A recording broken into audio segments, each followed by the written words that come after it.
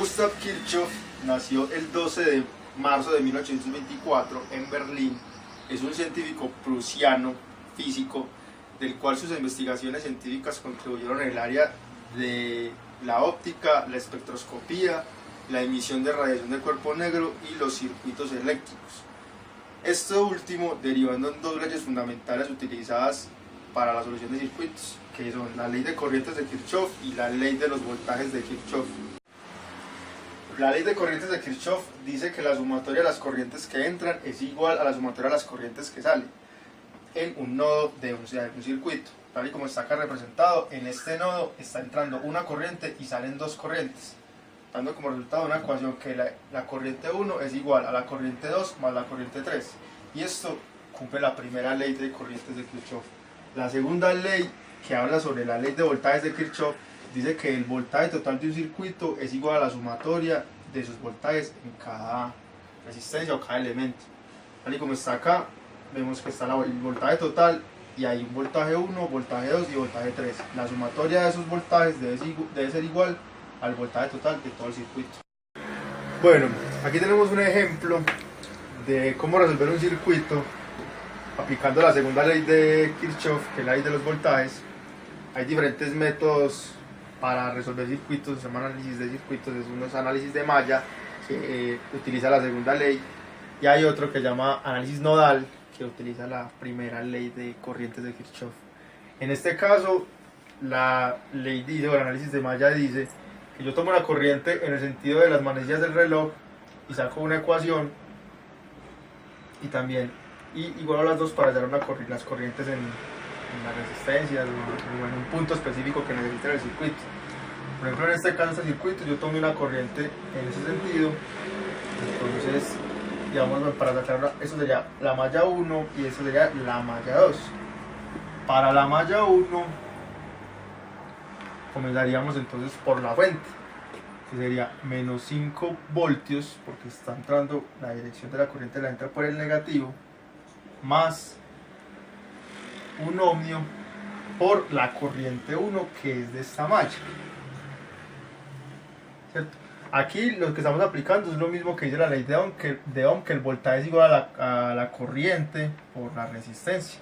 Simplemente estoy reemplazando este valor acá y continúo haciendo lo mismo con los otros valores. En esta resistencia, como el valor está dividido para las dos mallas, tengo que restarse tanto la corriente 1 y la corriente 2. Entonces yo colocaría más, que está entrando por positivo, 6 por la corriente 1 menos la corriente 2, y aquí más 10 voltios.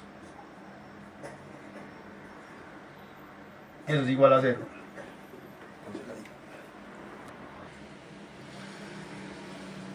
Después de resolver esta ecuación, damos como resultado, tenemos esta primera ecuación. Esta sería nuestra primera ecuación de esta malla. Y hacemos lo mismo con la malla 2. Entonces, comienzo lo mismo. Aquí tengo 2 ohmios por la corriente 2, menos 10 voltios, que aquí está entrando pues negativo, más 6 por I2, que es la de esta corriente que está primero, menos I1, igual a 0. Resolviendo la segunda ecuación, la de la malla 2, tenemos como resultado esta ecuación.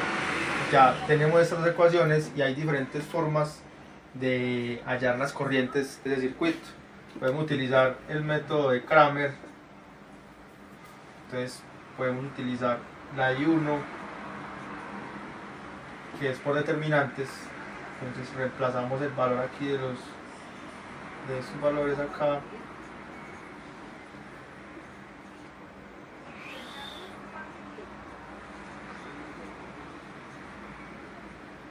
esto aquí da 20 sobre 20 y eso es igual a 1 amperio. Entonces este 1 amperio es la corriente 1. Para la corriente 2 aplicamos el mismo método y tenemos esto, y eso da que la corriente 2 es igual a 2 amperios, y la corriente 1 es igual a 1 amperio. Y ya con esos valores ya se pueden reemplazar para hallar las corrientes de cada resistencia. Eso es por el método de análisis de Maggi. Ahora, para este circuito vamos a hallar las corrientes de estas dos resistencias, y para eso vamos a aplicar la primera ley de Kirchhoff, que es la ley de corrientes de Kirchhoff, que es el análisis nodal. Entonces, aquí lo que yo hago es tomar un nodo de referencia y lo convierto en una tierra, que normalmente la tierra, el nodo de tierra se toma es al nodo donde llegan la cantidad el mayor número de mallas.